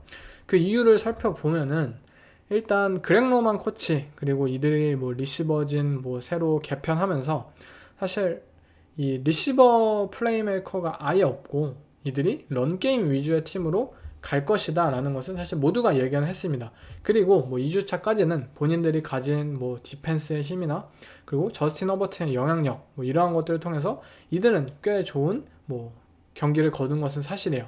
그렇지만 최근 LA 차저스의 경기, 특히 오펜스의 퍼포먼스를 보면 이 뭐 헤비 퍼스넬, 뭐 러닝백 한 명과 뭐 타이트엔드 2명 또는 뭐 풀백 한 명을 올리고 이들이 이렇게 이 경기 초반에 퍼스트다운 상황에서 JK 도빈스나 거스 에드워즈를 활용한 러싱 게임을 펼쳤을 때 사실 캔자스 시티 칩스를 상대로도 그렇고 이 상대 디펜스의 베이스 퍼스널 패키지를 상대로 그렇게까지 큰 이 효율성이 없습니다. 그렇기 때문에 만약 퍼스트 다운에서 뭐 1야드 전진 또는 야드 전진에 실패하였다면 세컨 앤 롱, 서드 앤 롱 상황이 이어지는데, 이렇게 롱 상황이 펼쳐졌을 때 차저스의 입장, 저스틴 허버트의 입장에서 자신 있게 믿고 공을 던질 리시버가 없다는 것이 가장 큰 문제예요. 이전에는 뭐 썰드 다운 상황이 왔어요. 그러면 뭐 썰드 앤 11 상황이 왔어요. 그러면 자연스럽게 키넌 알렌이라는 리시버에게 패스를 던졌고, 키넌 알렌이 어쨌든 오픈 찬스를 스스로 만들어낼 수 있는 타입의 뛰어난 리시버였기 때문에 이 저스틴 허버트가 공을 잘 던져주기만 한다면 퍼스트 다운 충분히 갱신해내고 계속해서 앞으로 드라이브를 전진해 나갈 수 있었어요. 그런데 지금은 내가 자신있게 던질 만한 타겟이 누가 있지? 아직은 신뢰가 가지 않는다. 그리고 실제로 그들이 뭐 패스를 잘 잡아내지 못하고 있고 이 세퍼레이션을 벌려내지 못하고 있기 때문에 저스틴 허버트 입장에서 본인이 펼쳐내고 있는 그런 패싱에 대해서 뚜렷한 자신감을 보여주지 못하고 있고요. 만약 런게임이라는 요소가 퍼스트 다운 상황에서 이 석세스를 해내지 못했다면 이들의 오펜스는 굉장히 단조로울 수밖에 없는 거예요. 그렇기 때문에 연속적으로 뭐 3&아웃이나 이러한 펀트로 이 드라이브가 끝날 확률이 굉장히 높은 것이고요. 이날 저스틴 허버트, 이 LA 차저스의 오펜스가 가장 많은 에어야드를 기록했던 패스가 이 조슈아 팔머라는 리시버에게 26야드짜리 패스를 던진 장면이었는데요. 그 장면을 보시면 단순한 이 샷건 포메이션에서 나왔던 것은 아니에요. 이 저스틴 허버트가 이 롤아웃 플레이를 펼쳐냄으로써 이 라이트 사이드로 달려가면서 자연스럽게 조슈아 파머에게 오픈 필드가 펼쳐졌고, 그렇게 조슈아 파머에게 빅플레이를 성공할 수 있었는데, LA 차저스는 계속해서 이런 플레이를 선보여야 될 것 같습니다. 그냥 포켓 안에서 이 리시버가 자연스럽게 세퍼레이션을 벌려줄 것이라고 현재 생각해서는 안 되는 그러한 리시버진 구성이기 때문에 어떻게든 디펜스가 움직이게 이 조작을 해야 되고, 그것이 뭐 백필드에서 일어나는 뭐 모션이든 뭐 쉬프트든 어떠한 다른 방법이든, 그렉 로만 코치가 뭐 이러한 패싱 게임 설계에 있어서 부족하다는 것은 사실 모두가 알고 있긴 하지만, 본인들이 이러한 틀을 깨고 또 한 단계 이 패싱 게임에 있어서도 상대 팀을 좀 우위에 설 수 있는 팀이 되기 위해서는 좀 다양한 시도를 해봐야 되지 않을까 싶네요. 다음은 16대 33으로 또 한 번 필라델피아 이글스를 잡아낸 템파베이 벅스입니다. 벅스는 이 경기를 이기면서 또다시 이 본인들이 강팀이다 라는 것을 증명해내는 데 성공을 했습니다. 먼저 벅스의 경우에는 이 게임 플랜적으로 굉장히 완벽했던 경기이지 않았나 싶어요. 일단 디펜스적으로는 뭐 토드 볼스 감독이 또 한 번 이 와일드카드전, 작년 이 플레이오프에서 보여주었던 그러한 이 전법을 사용을 했죠. 젤런 헐츠를 상대로 무지막지한 뭐 블리츠 패키지를 가져오기도 하고, 또 블리츠 하는 척 하면서 또 존 커버리지로 이 드랍을 하면서 계속해서 변장된 커버리지를 선보이면서 현재 이 디시전 메이킹에 있어서 좀 선택을 하기까지의 시간이 걸리고 좀 어려움을 겪고 있는 젤런 헐츠에게 굉장히 많은 부담을 주었습니다. 직접적인 쿼터백 힛도 가아내면서 이 토드 볼스 감독이 또 한 번 이 젤런 헐츠를 가지고 노는 모습을 선보였는데요. 사실 뭐 디펜스는 어느 정도 기대를 했으니까 뭐 그런데 오펜스적으로 너무나도 완벽했던 경기이지 않았나 싶어요. 벅스의 라이트 태클, 이 루크 고데키 주전 선수의 부상으로 벅스는 최근 몇 주 동안 계속해서 이 라이트 태클 포지션에 어마어마한 부담을 가지고 있어요. 프레셔 허용률이 굉장히 높고 베이커 메일필드가 이쪽을 신뢰하지 못하고 뭐 패스를 잘 던지지 못하는 상황이 저번 주에 연출이 되기도 했었죠. 그런데 벅스는 어쨌든 필라델피아 이글스라는 팀의 디펜스의 가장 큰 강점은 이 디펜시브 라인에 의한 프레셔입니다. 인사이드든 아웃사이드든 굉장히 좋은 선수들이 많이 포진해 있고, 벅스가 그냥 아무런 준비 없이 만약에 이 경기에 임했다면 베이커 메일필드는 또 한 번 뭐 6번의 색 뭐 이런 거 당하면서 굉장히 힘들었을 것이에요. 그렇지만 벅스는 오케이, 이글스의 D라인이 막강하고 우리는 그것을 막을 수 없다. 그렇다면 그들이 베이커 메일필드에 도달하기 전에 우리는 패스를 무조건 끝내야 된다. 무조건 플레이를 맞춰야 한다라는 생각으로 경기를 준비해왔어요. 그 결과 베이커 메이필드는 이 경기에서 타임 투 스로우가 2.2초로 이번 주 4주차의 쿼터백들 중에 가장 빨리 이 공을 던진 쿼터백이 되었고, 이들의 전략은 굉장히 단순했어요. 오케이, 3스텝 드랍백, 무조건 바로바로 패스를 던질 수 있도록 리시버를 준비해놓고 배치를 해놓고, 뭐 던질 선수가 없고 뭐 디펜스가 뭐 변장을 해서 힘들 것 같다면 그냥 아웃사이드로 이 코너백과 리시버가 무조건 1대1 상황이 벌어지는 아웃사이드로 패스를 던지고, 이런 상황 속에서 베이커 메이필드는 본인의 그런 리듬과 템포를 바탕으로 해서 엄청난 패스의 정확성을 자랑하면서 이 패스를 족족 성공시키는 모습을 보여줬어요. 사실 이글스의 디펜스의 전략은 빅판지오 코치가 오케이, 퍼스트 다운과 세컨드 다운 상황에서는 그냥 투 하이 커버리지 펼쳐내고 뭐 커버 6든 커버 8이든 우리는 이 벅스의 이러한 딥볼, 이 마이크 에반스나 정말 좋은 리시버들이 가득하고 베이커 메이필드가 자랑하는 이런 딥 다운필드 패싱 게임을 막아내기 위해서 그냥 투 하이 커버리지 펼쳐드리고 우리는 인내심 있게 뭐 레드존에서 잘 막아보자, 뭐 야드는 어느 정도 내줄 수 있어, 이러한 디펜스의 전략을 취했어요. 그런데 벅스의 디펜스 오펜스가 아니 계속해서 막 10야드짜리 성공하고 뭐 15야드짜리 성공하고 이렇게 인터미디에이트 패스를 지속적으로 성공시키게 되자 빅판지오 감독은 너네가 숏패스하고 그러한 것들에서 인컴플릿이 나오고 이를 바탕으로 우리의 디펜스 전략이 먹혀들어야 하는데 우리가 생각하는 의도가 먹혀들지 않고 있다라는 측면으로 경기가 흘러가게 되었고, 그 결과 벅스는 그냥 계속해서 전진을 해냈어요. 마이크 에반스든 크리스 가디든 뭐 스털링 셰퍼트의 뭐 엄청난 이 딥볼 캐치든 아니면 뭐 정말 다양한 리시버들이 이 경기에 많은 캐치를 따낼 수 있었고, 이 투하이 커버리지를 상대로 벅스의 런 게임까지 성공을 하면서 이글스의 디펜스는 이도저도 아닌 상황이 연출이 됐었죠. 이 경기를 보면서 베이커 메이필드라는 쿼터백이 진짜 이 강력한 D라인을 상대로도 진짜 자신감 있게 본인만의 플레이를 펼칠 수 있고, 본인만의 플레이를 펼쳤을 때 그 패스의 질이 너무나도 뛰어나다는 점, 타이트한 커버리지든 뭐 포켓이 무너지는 상황이든 이 엘리트 레벨로서의 패싱 능력을 완벽히 선보인 경기였습니다. 리암 코엔 오펜시브 코디네이터 또한 이 퀵 패싱 게임, 그리고 계속해서 시종일관 모션을 활용하면서 이글스의 디펜시브 라인을 늦추기 위해 뭐 이렇게 사용하는 등 굉장히 좋은 게임 플랜을 선보이면서 이 베이커 메이필드와 좋은 궁합을 이번 시즌 보여주고 있습니다. 반면에 이 상대팀이었던 젤런 헐츠와 필라델피아 이글스의 오펜스는 굉장히 부족한 모습을 이번 시즌 연속적으로 보여주고 있는데요. 사실상 뭐 인터내셔널 게임이었던 이 그린베이 패커스와의 경기, 뭐 어수선한 분위기와 뭐 컨디션, 그 경기에서 펼쳐진 뭐 생산성을 빼면은 이글스의 오펜스는 작년 시즌 하반기부터 굉장히 지지부진한 모습을 보여주고 있습니다.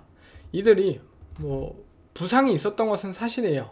AJ 브라운도 계속해서 결장하고 있고, 또 이번 경기는 디반테 스미스나 레인 존슨이라는 또 다른 스타 플레이어들이 결장을 하면서 젤런 헐츠에게 더 큰 부담으로 다가오고, 이글스의 오펜스가 당연히 생산성이 떨어질 수 있는 것은 사실이지만 이들이 보여주고 있는 풋볼 자체가 사실 그렇게까지 좋은 방향으로 가고 있다고는 생각이 들지 않습니다. 제가 캘럼 무어 코치의 이글스 오펜스의 영입에 대해서 그렇게 좋은 얘기를 안 했어요. 저는 굉장히 부정적으로 바라봤던 사람이고 그것을 누누이 얘기를 드렸는데, 가장 큰 이유가 현재 나타나고 있지 않나 생각이 듭니다. 캘럼 무어 코치는 진짜 오펜스 플레이를 디자인하고 그것까지는 굉장히 유능한 사람이에요. 그렇지만 본인들의 팀 상황에 맞춰서, 그리고 본인들이 현재 어떠한 풋볼을 펼쳐야 하는 상황 속에서 이 코치는 전혀 그것을 감을 익히지 못하고 본인이 그냥 디자인했고 이것이 먹혀들 거야, 난 이거 잘 짜왔어, 그냥 이런 식으로 풋볼을 펼치는 코치예요. 그렇기 때문에 필라델피아 이글스, 물론 젤런 헐츠가 좋은 이 포켓 패서로서 활약도 선보일 수 있었고 뭐 슈퍼볼의 런에서 이들의 활약은 굉장히 뛰어났습니다. 그렇지만 지금 당장 젤런 헐츠라는 쿼터백은 디시전 메이킹 굉장히 길어졌고, 선뜻 빠른 이 퀵 패싱 게임을 소화할 수 없는 쿼터백이고, 또 굉장히 포켓 안에서의 시간이 길어졌을 때 또한 그가 예전에 보여주었던 뭐 무지막지한 스크램블 러싱 이러한 것을 기대할 수 없고 정말 폭발성 있는 플레이 메이커로서의 능력 이런 것들이 실종되는 상황이잖아요. 그런데 젤런 헐츠가 가진 그런 탤런트들을 좀 더 활용하기 위해서 뭐 그가 가진 이런 여러 가지 다양성의 능력들을 뭔가 일깨워주기 위해서 노력하기보다는 오히려 계속해서 포켓 안에 이 젤런 헐츠를 가두면서 그가 작년 시즌에 실패했던 그런 포켓 패서로서의 면모를 올 시즌 또 한 번 지속적으로 보여주려고 강요를 하고 있어요. 그렇지만 그것이 이 젤런 헐츠에게 더 큰 부담으로 뭐 더 큰 색으로 현재 생산성이 이어지고 있고 켈런 무어 코치와 또 필라델피아 이글스의 이 구단이 좀 잘못 생각을 하고 있는 것 같습니다. 이번 경기도 세쿠안 바클리가 명실상부하게 이글스 오펜스의 최고의 선수고 만약 이 세쿠안 바클리를 중심으로 이 게임 플랜을 짜왔고 이를 활용할 수 있는 정말 다양한 오펜스 플레이 디자인을 짜왔다면 어쩌면 경기는 달라졌을 수도 있어요. 그렇지만 세쿠안 바클리 이번 경기 뭐 리시빙 캐치 횟수는 2번밖에 없고 또 러싱 횟수는 10번밖에 없고 그렇다면 누가 과연 이들의 오펜스에서 중심이 되어야 하고 누가 과연 뭐 많은 캐치를 따내야 되고 핵심 역할을 할 수 있는 건가요? 지금 당장 젤런 헐츠는 그런 역할을 할 수 없고 또 그러한 역할을 할 수 있었던 리시버들조차 아웃된 상황에서 왜 세컨 바클레에게 많은 공을 건네주지 않았는지 저는 아직도 이해를 할 수가 없습니다.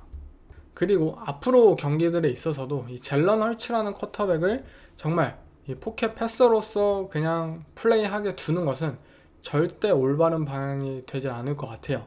분명 헐츠는 고전을 하고 있습니다. 그의 패스의 정확성에 있어서도 문제가 있고 그의 디시전 메이킹 너무나도 느려졌어요. 그가 어떤 생각을 하고 또 그가 과거와는 어떻게 이 플레이하는 방식이 달라진지는 모르겠지만 본인 이 젤런 헐츠라는 쿼터백을 점검하고 이 쿼터백에게 맞는 오펜스를 현재 펼쳐야 하는 것이 이글스 오펜스의 가장 시급한 문제라고 생각이 듭니다.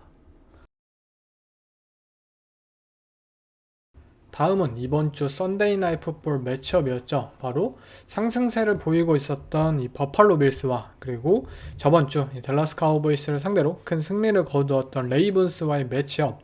이 두 강팀 간의 매치업은 버팔로 빌스를 상대로 레이븐스가 10대 35로 이 홈에서 완승을 거두는 데 성공을 했습니다.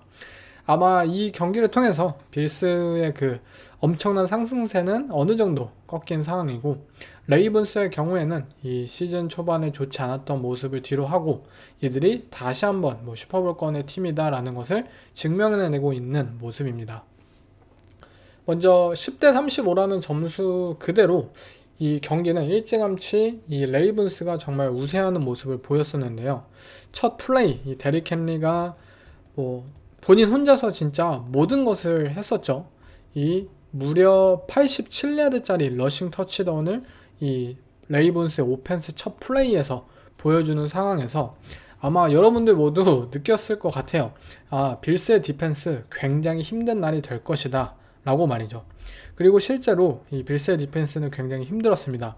그 이유는 먼저 데릭 헨리의 이 러싱 터치다운 때문에 굉장히 많은 것이 저는 바뀌지 않았나 생각이 드는데 이 러싱 터치다운 때문에 빌스의 디펜스는 굉장히 이 데릭 헨리라는 무겁고 강한 터프한 이 런닝백을 제대로 쉽게 막아낼 수 없다는 것을 본인들이 깨달았어요. 그 결과 우리가 흔히 알고 있는 버팔로 빌스의 디펜스는 뭐 투하이 커버리지를 펼치고 이 세컨더리나 이러한 디펜스 선수들 간의 그런 커뮤니케이션이 굉장히 능하고 대신 선수들 자체는 뭐 어느 정도의 그런 사이즈나 또는 그런 파워적인 부분이 부족한 디펜스로 널리 유명합니다. 그렇기 때문에 만약 본인들의 그런 디펜스 색깔을 고집한다면 이 데릭 헨리를 상대로 단 한 번의 제대로 된 태클링 없이 이 경기에 질질 끌려다닐 수 있다는 것을 빌스가 느끼게 되었던 것이죠. 그렇기 때문에 빌스 입장에서는 우리가 항상 했던 그런 투 하이 커버리지 그리고 니켈 패키지 뭐 다임 패키지를 사용한다면 데릭 헨리와 이 볼티모어 레이븐스의 또 다른 뭐 타이트 엔드들 또 다른 풀백 뭐 라마 잭슨의 이런 헤비 러싱 게임 이런 것들을 잘 막을 수 없기 때문에 오케이 우리도 그러면 뭐 원아이 커버리지 펼쳐내고 좀 더 런 디펜스에 치중하자라는 다음 후속 무브를 취했습니다. 하지만 레이븐스 입장에서는 이거는 본인들이 원했던 상황이었던 것이죠. 오케이, 상대가 원하의 커버리지다.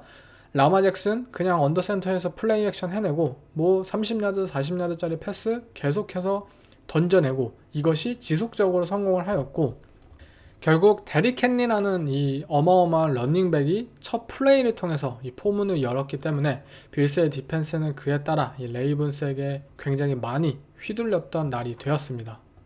레이븐스의 오펜스 또한 이를 굉장히 잘 이용했었는데요.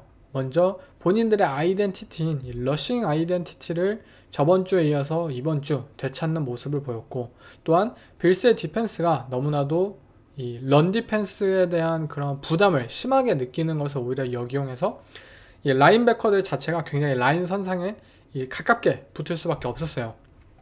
만약 라인베커가 라인 선상에 가깝게 붙는다, 그냥 플레이 액션 하면 됩니다. 플레이 액션 통해서 리시버가 유유히 이 라인베커의 뒤로 이 라우트를 타면서 이 필드의 중앙에서 공을 차지하는 그러한 컨셉들을 굉장히 많이 활용하였고요. 또한 빌스의 디펜스가 뭐 요리조리 막 적응하지 못하는 순간 속에서 적절하게 뭐 스크린 패스나 그런 굉장히 쉬운 이지한 패스들을 지속적으로 사용하면서 이 빌스의 디펜스가 태클링이라는 부분에 있어서 굉장히 정신없어하고 자신감을 잃었을 때, 레이븐스는 오히려 약 플레이를 유도하면서 오케이, 너는 태클링 못하지? 그러면 3야드짜리 뭐 패스 던지고 1야드짜리 스크린 패스 던져서 우리 팀의 리시버가 10야드 20야드 본인의 힘으로 이 전진할 수 있도록 그렇게 계속해서 영리하게 오펜스를 잘 설계했습니다. 이 경기를 통해서 뭐 레이븐스의 경우에는 다시 한번 자신감을 2주 연속 되찾는 경기가 되었다고 생각이 들고요. 또 데릭 헨리라는 런닝백이 진짜 사실 굉장히 오래 해먹고 있잖아요. 이 런닝백 정말 뭐 부상도 많이 당했고, 어쨌든 이 랩 자체를 굉장히 많이 뛴 런닝백이기 때문에 보통 런닝백의 수명은 짧다 이러한 뭐 속설이 있지만, 그러한 것들을 뭐 데릭 헨리는 상관없다, 나는 그냥 언제든지 나는 리그 최고의 런닝백으로 남을 것이다 라는 퍼포먼스를 정말 매년 보여주고 있다는 게 정말 대단하다고 생각이 듭니다. 올 시즌 레이븐스의 오펜스에 있어서 이 데릭 헨리라는 런닝백의 존재감이 정말 크고 이 선수의 중요도가 굉장히 높다는 것을 최근 2주 동안 다시 한번 느끼게 되는 것 같습니다. 네, 상대팀이었던 버팔로 빌스의 경우는 굉장히 좀 다양한 것을 펼치길 원했고, 왜냐면 그동안 이들은 항상 통했거든요. 우리 팀이 뭐 헤비 퍼스널 언더센터 뭐 6명의 오라인 깔고 뭐 러싱 게임 하고 플레이 액션 하고, 또는 갑자기 10 퍼스널 스프레드 오펜스 펼치고 이러한 것들을 하는 게 다 통했어요. 그렇지만 이번 주 이 레이븐스의 카일 해밀턴이라는 이 어마어마한 이 세이프티의 존재감 때문에 무언가 다양하게 이 미스 매치업을 활용하고 우리 팀의 뭐 언밸런스한 그런 포메이션이나 뭐 이러한 퍼스널 사용을 통해서 상대 디펜스의 혼란을 야기하고, 이를 통해 무언가의 이득을 보려는 상황 속에서 카일 해밀턴은 나는 코너백도 되고 라인베커도 되고 세이프티도 되고 다 돼, 너네가 어떻게 나오든지 나는 다 매치업이 가능한 선수야 라는 존재감을 보여주면서 빌스의 의도를 계속해서 차단을 했습니다. 결국 빌스 입장에서는 뭐 너무 안 풀리네, 뭐 트릭 플레이를 시도할 수밖에 없었고, 또 트릭 플레이가 또 실패하는 또 결과도 벌어졌고, 지난 3주 동안 이 어느 정도의 약팀들을 상대로 본인들의 그런 오펜스 전략이 너무나도 잘 먹혀들었기 때문에 레이븐스의 디펜스를 상대로도 굉장히 쉽게 접근을 한 것 같습니다. 그렇지만 레이븐스의 디펜스 본인들이 가진 탤런트 자체는 아직 뛰어난 선수들이 많기 때문에 이 버팔로 빌스에게 카운터를 제대로 날렸다고 생각이 들었던 경기였습니다. 아마 빌스의 경우에는 본인들이 분명 뭐 조시 알렌의 엄청난 퍼포먼스와 함께 뭐 슈퍼볼권의 팀으로 분류되는 것은 사실이지만, 이러한 강팀들과의 매치업에 있어서 본인들의 디펜스가, 특히 뭐 이들의 디펜시브 라인이 충분히 상대를 압도해낼 수 있는 D라인이냐, 그것도 아니고 이들의 뭐 세컨더리가 뭐 상대팀의 리시버들을 자신있게 압도할 수 있냐, 사실 그것도 아니고, 그렇다고 뭐 굉장히 뛰어난 라인베커가 중앙에서 뭐 리드하고 모든 것을 뭐 프레드 워너처럼 책임져주고 그러한 것도 아니잖아요. 그렇기 때문에 이 애매한 상황에서 본인들의 디펜스를 어떻게 운용해야 되고, 그렇기 위해서는 더 좋은, 더 준비된 그런 게임 플랜이 필요한 만큼 빌스 입장에서도 충분히 이 강팀들을 상대할 때 굉장히 많은 고민을 해봐야 되지 않을까 싶습니다. 다음 경기는 이 백업 쿼터백들 간의 대결이었죠. 바로 테네시 타이탄스와 마이애미 돌핀스, 이 메이슨 루돌프와 타일러 헌틀리라는 이 백업 쿼터백들이 펼친 이 경기의 승자는 31대 12로 이 테네시 타이탄스가 첫 승을 거두는 데 성공을 했습니다. 만약 윌 레비스가 이 경기를 부상을 당하지 않고 뛰었다면 저는 돌핀스의 승리로 갔을 것 같아요. 그만큼 이 윌 레비스가 시작하자마자 갑자기 인터셉션을 던지는 등 그 본인의 그런 보네드 플레이가 진짜 4주 연속 이어지는 어느 정도의 좀 너무나도 걱정되는 모습을 보인 것과 다르게 윌 레비스가 나가고 난 이후에 이 메이슨 루돌프가 뭐 특별한 모습을 보여준 것은 아니지만 어쨌든 공을 잘 지켜내고 마이애미 돌핀스가 저지르는 그런 실수들을 잘 받아 먹으면서 이 승리를 지키는 데 성공을 했는데요. 사실 테네시 타이탄스 입장에서도 굉장히 심각한 경기였죠. 이 윌 레비스라는 쿼터백이 뭐 강팀이든 약팀이든 어느 팀을 상대하더라도 계속해서 실수가 이어지고 있고 그 실수가 굉장히 치명적인 실수라는 게 너무나도 걱정입니다. 과연 윌 레비스가 계속해서 주전으로 이 테네시 타이탄스를 지켜낼 수 있을지 너무나도 의심이 많이 가는 상황이고, 뭐 빌 켈라한 감독은 당연히 윌 레비스가 건강하면 주전이다 라고 이 못을 박아놓긴 했는데, 이 말이 바뀌는 거는 사실 금방 바뀌어요. 뭐 그만큼 윌 레비스가 분발을 보여야 할 필요가 있습니다. 상대팀이었던 마이애미 돌핀스는 더 심각하지 않았나 싶은데요. 사실 테네시 타이탄스의 오펜스도 굉장히 생산성이 좋지 않았고, 이렇게 오펜스가 두 팀 모두 좋지 않은 상황 속에서 저는 그래도 돌핀스의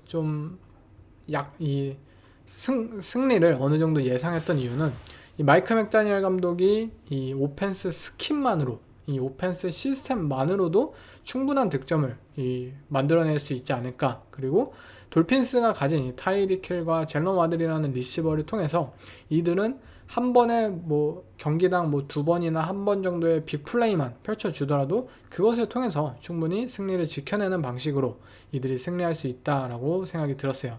그렇지만 실제로 마이애미 돌핀스의 경기를 보신 분들은 다 느꼈을 거예요. 이 팀은 뭔가 심각하게 부러졌다. 단순히 주전 쿼터백인 투아라는 이 쿼터백의 부상 때문이 아니라 정말 팀 전체적으로 굉장히 자신감이 없고 선수들 스스로 뭔가 에너지가 느껴지지 않고, 그것이 필드 위에서 방송으로 보고 있는 팬분들 입장에서도 충분히 느낄 수 있는 수준이었어요. 그린베이 패커스 조던 러브가 1주차 만에 뭐 부상을 당해서 이 결장을 하더라도 말링 윌리스와 함께 이들은 자신감 있게 본인들의 원하는 풋볼을 추구하면서 이들은 승리를 거둘 수 있었어요. 마이애미 돌핀스라고 사실 못할 수 있는 건 아닙니다. 이들은 이 백업 쿼터백과 함께 어쨌든 주전 핵심 선수들은 남아있는 상황이기 때문에 또 다른 이 승리 플랜을 통해서 승리를 만들 수 있는 상황인데, 무언가 이 투아라는 쿼터백의 부상과 함께 마이애미 돌핀스가 이 승리에 대한 의지를 잃어버린 듯한 모습인 것이 너무나도 걱정이 돼요. 마이크 맥다니엘 감독 이 사이드라인에서 막 방송 카메라에 잡힐 때마다 그냥 무표정에 굉장히 관심 없어하는 그런, 뭔가 화를 낸다든지 아니면 뭔가 뭐 기뻐한다든지 그러한 감정적인 그런 부분이 아예 느껴지지 않고 있고, 돌핀스라는 팀 자체가 무언가 투아의 부상과 함께 정말 무언가 부러졌다고 개인적으로 생각이 들었던 경기였습니다. 네, 이상 4주차 돌아보기를 진행해 봤는데요. 4주차까지 올 시즌이 진행되면서 뭐 시즌의 4분의 1이 갔다라는 현재 시점에서 제가 가장 크게 드는 이 생각 하나는, 과연 우리는 이 쿼터백이라는 포지션에 있어서 어떻게 평가를 해야 될까라는 부분이에요. 진짜 방법이 없다고 느껴지는 게, 지노 스미스, 베이커 메이필드, 샘 다놀드, 이 제가 방금 언급한 이 3명의 쿼터백은 모두 원 소속팀에서 뭐 1라운드든 2라운드든 뽑혔지만 어쨌든 원 소속팀에서 버스트라고 취급을 받고 쫓겨났고, 기회를 찾지 못하다가 정말 우연치 않게 이 새로운 팀의 둥지를 틀면서 이들은 현재 리그 최고의 쿼터백 퍼포먼스를 매주 보여주고 있습니다. 그 결과 뭐 베이커 메이필드와 지노 스미스는 이 프랜차이즈 연장 계약을 이 각 소속팀과 체결하기도 하였고, 샘 다놀드도 어쩌면 이 활약이 이어진다면 미네소타 바이킹스가 되었든 또 다른 팀이 되었든 충분히 막대한 연장 계약을 체결할 수 있을 거예요. 그렇지만 분명 이 세 명의 쿼터백들은 몇 년 전만 하더라도 진짜 못 쓸 쿼터백이다.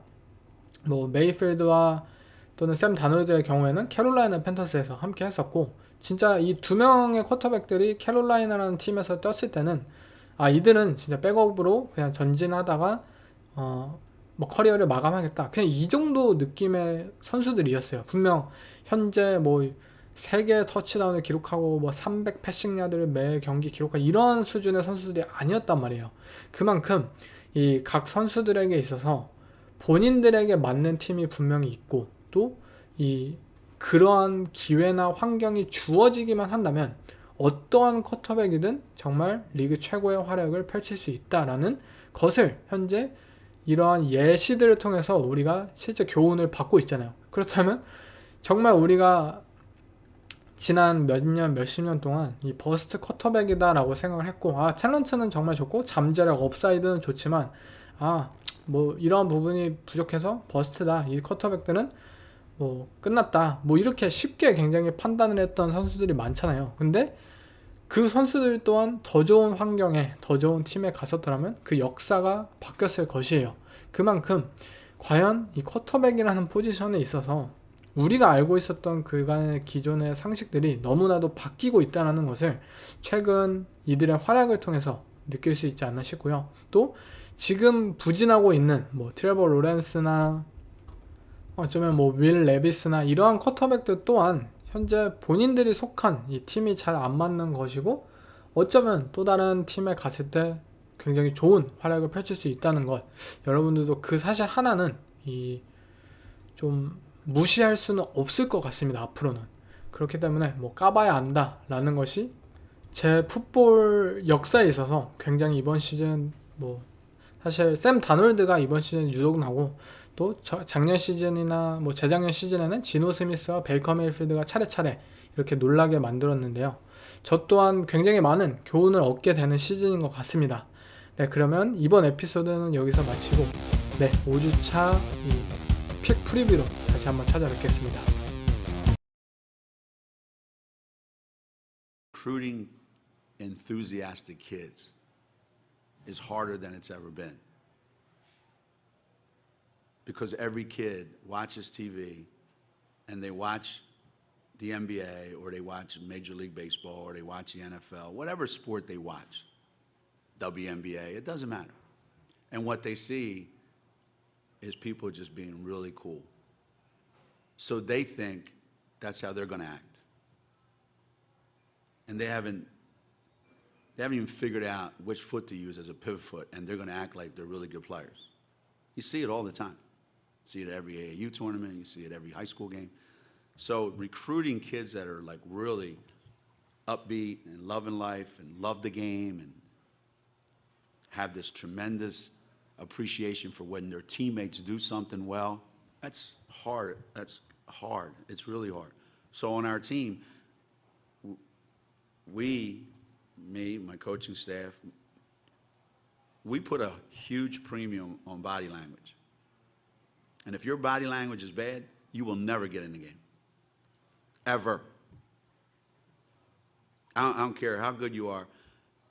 If somebody says, well, you just benched Stewie for, 35 minutes in the Memphis game a couple years ago. Yeah, I did. Oh, but that was to motivate her for the South Carolina game the following Monday. No, it wasn't. Stewie was acting like a 12-year-old. So I put her on the bench and said, sit there. It doesn't matter on our team. Now, the other coaches might say, well, you can do that because you got 3 other, All-Americans. I get that. I understand that. But I'd rather lose than watch kids play the way some kids play. I'd rather lose. And they're allowed to get away with just whatever. And they're always thinking about themselves.